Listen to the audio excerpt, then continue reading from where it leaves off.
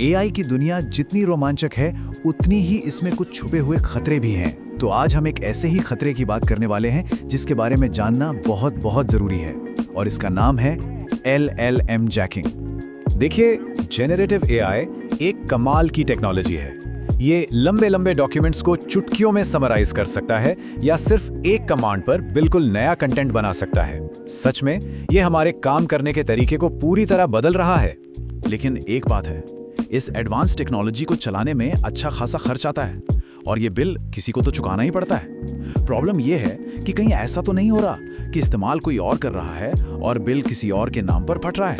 और ये खर्च कोई छोटा मोटा नहीं है। जरा सोचिए, एक रिपोर्ट के मुताबिक ये छिपा हुआ खतरा किसी भी कंपनी को रोजाना, हर रोज $46,000 तक का चूना लगा सकता है। ये एक बहुत बहुत बड़ी रकम है। तो इस तरह के हमले को एक नाम दिया गया है, LLM जैकिंग। चलिए इस शब्द को थोड़ा तोड़कर समझते हैं। LLM का मतलब है लार्ज लैंग्वेज मॉडल। ये वही टेक्नोलॉजी है जो इन नए जमाने के चैटबॉट्स को पावर देती है। और जैकिंग का मतलब तो साफ है, हाईजैकिंग। मतलब हमलावर असल में किसी के एनवायरनमेंट को हाईजैक कर लेते हैं और बिल वो मालिक के लिए छोड़ देते हैं।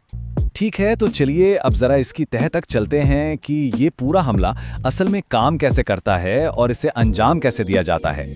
हमलावर आमतौर पर 4 स्टेप्स में काम करते हैं। सबसे पहले वो किसी तरह क्लाउड में घुसपैठ करते हैं। उसके बाद वो अपनी पसंद का कोई AI मॉडल डाउनलोड करते हैं।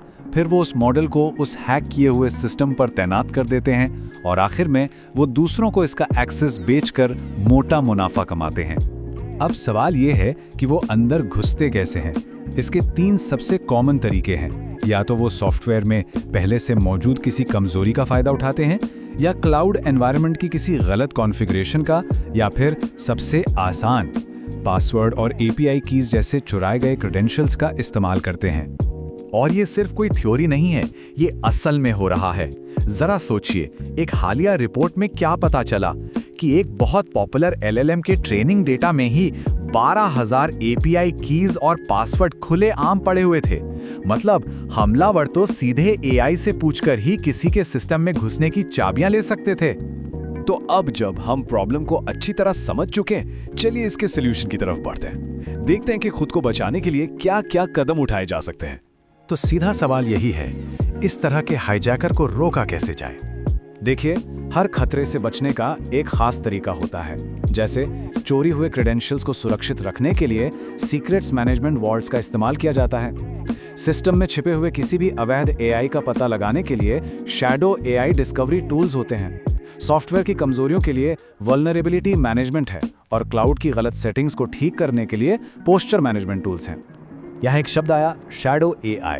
इसका मतलब है कोई भी ऐसा AI मॉडल जो सिस्टम में बिना किसी की जानकारी या मंजूरी के चल रहा हो। अब देखिए, कभी कभी ये किसी कर्मचारी का किया गया एक छोटा सा एक्सपेरिमेंट भी हो सकता है, लेकिन LLM जैकिंग के केस में ये एक हमलावर का बिछाया हुआ जाल है, एक पूरी तरह से अवैध AI। तो सबसे जरूरी बात यह है कि जिस चीज को देखा ही नहीं जा सकता, उसे सुरक्षित कैसे किया जाएगा? बिल्कुल नहीं किया जा सकता।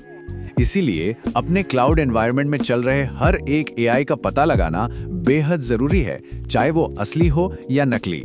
तो चलिए अब इस पूरी बातचीत की जो सबसे जरूरी बातें हैं उनको फटाफट समेट लेते हैं, ताकि अपने AI के भविष्य को सुरक्षित बनाया जा सके। ये है एक सीधा साधा 3 पॉइंट एक्शन प्लान। पहला, अपनी डिजिटल चाबियों यानी कि क्रेडेंशियल्स को सेफ रखें। दूसरा, अपने सिस्टम में चल रहे सभी शैडो AI को ढूंढ निकालें। और तीसरा, अपने क्लाउड बिल पर पैनी नजर रखें, और अगर इस्तेमाल में कोई भी अजीब उछाल दिखे तो तुरंत एक्शन लें।